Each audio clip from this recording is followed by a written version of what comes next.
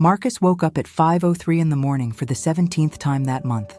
And for the 17th time, his hand was already on the snooze button before his brain even understood what he was doing.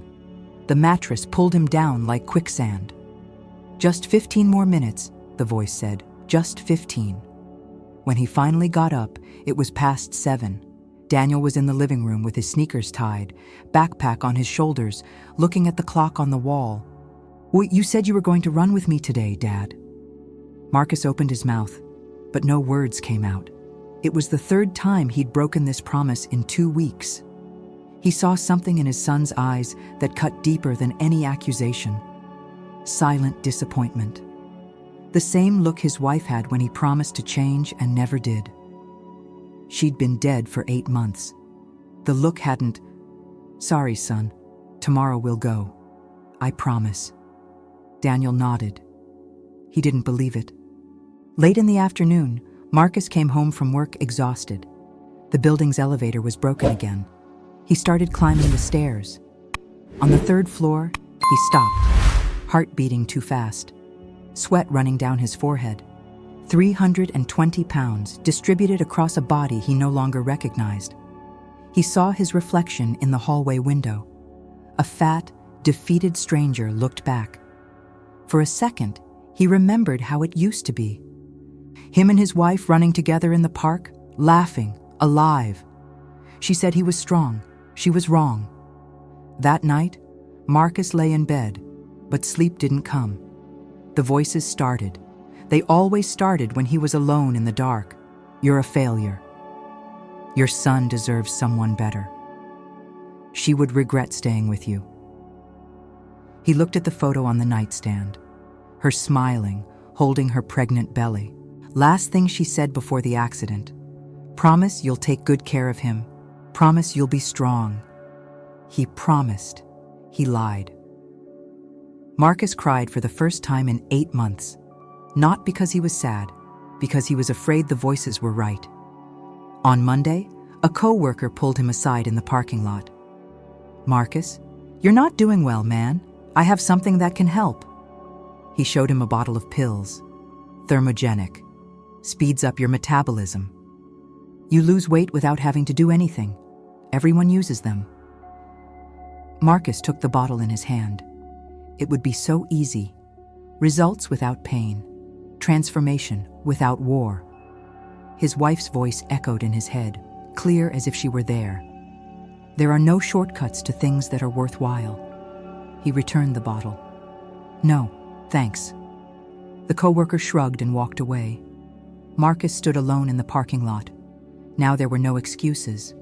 Either he faced it, or he admitted he'd given up. That night, he set the alarm for 4:45 in the morning. When he finally turned off the light, he knew tomorrow would be different, or it would be nothing. The alarm exploded in the darkness like a bomb. Marcus opened his eyes. All the voices in his head screamed at once. "No! Are you crazy? It's too early. You're not an athlete. Give up." His body ached without even getting out of bed. His mind begged.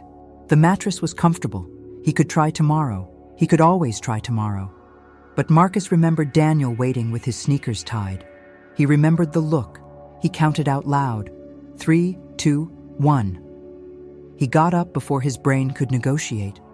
The first run was a disaster. He couldn't even make a full kilometer. He stopped, bent over, vomiting on the sidewalk. He cried with rage, with shame, with pain. The voices laughed. "See? I told you that you weren't capable." But Marcus didn't go back home. He walked the rest of the route, 3 kilometers stumbling like a drunk. He arrived home when the sun was rising. Daniel was waking up. "Dad, did you go running?" "I did." "Alone?" "Alone." For the first time in months, Daniel smiled. Days passed. Marcus kept getting up at 4:45. The struggle didn't get easier. It got different. At first, the voices screamed, then they whispered. But they never stopped. He created an internal dialogue. Every time the voice said, "You don't want to do this," Marcus answered, Great. I'm going to do it anyway. It wasn't motivation, it wasn't passion, it was construction. Willpower wasn't a gift some people had. It was a muscle he was building, one day at a time. Daniel started waking up with him. At first, he just watched his father get ready. Then he asked to go along. Marcus said it would be hard. Daniel answered, "I know, but you do it every day." They started running together. The 7-year-old boy couldn't handle much, but he handled more each week. Marcus taught him the same technique. When the voice tells you that you can't, count 3, 2, 1, and keep going. Daniel learned.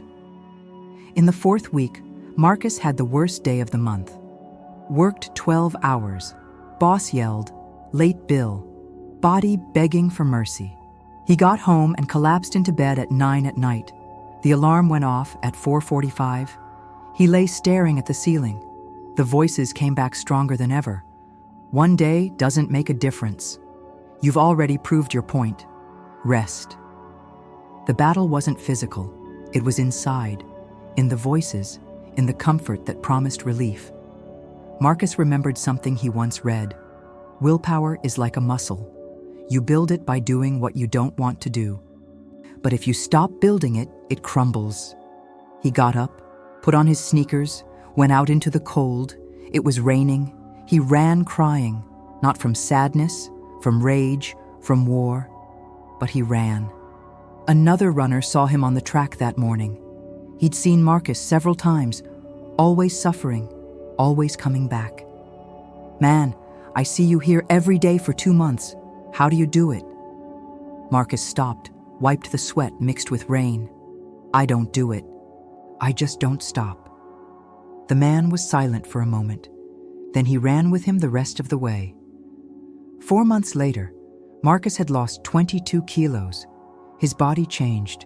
People noticed, but his brain changed more. He didn't wake up happy every morning. He didn't feel passion, but he woke up and he did it. Daniel now ran 5 kilometers with him without stopping.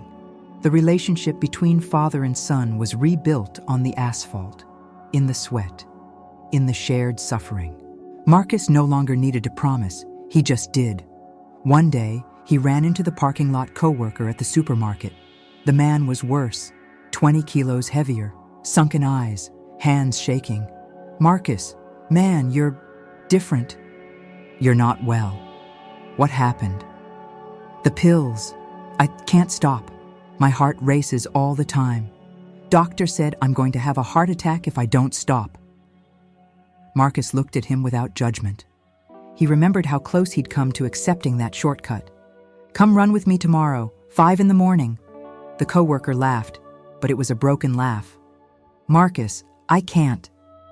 "You don't need to be able to, you just need to start." The man looked at the floor, then he nodded. The following Saturday, Daniel came home crying. 3 boys at school were bullying him, calling him weak. Marcus knelt in front of his son. "The voices will say you're not capable, that you're too small, too weak. You'll hear those voices your whole life, son, but you don't have to obey them. When they speak, you count. 3, 2, 1, and you do the right thing anyway." Daniel dried his tears. "What if I try and can't?"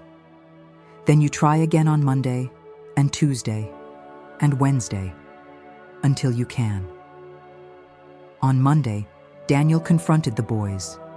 Not with violence, with firmness. "Stop. Now." They stopped. Because they saw something different in the boy. He had learned that courage isn't the absence of fear. It's doing when fear says not to do. Marcus came home that day and stood in front of the mirror. Not the reflection in the building window, the real mirror. For the first time in a year, he recognized the man he saw. Not because he was in shape, but because he'd kept his promise when everything said to give up. He looked at his wife's photo on the nightstand. "And I kept the promise." And for the first time, he believed it. He didn't win the battle. He learned that the battle never ends, and that was enough. This isn't just Marcus's story, it's your story. Now, today, you know which promise you broke. You feel the weight of the voices that say, you're not capable. But willpower isn't a gift some have and others don't. It's a muscle you build, one day at a time, one choice at a time. Tomorrow morning, when the alarm goes off, you'll hear the voices. Don't try to silence them. Just count 3, 2, 1, and get up. If this story touched something deep in you, share it with someone who needs to hear it. Subscribe to this channel to continue this journey of redemption and overcoming.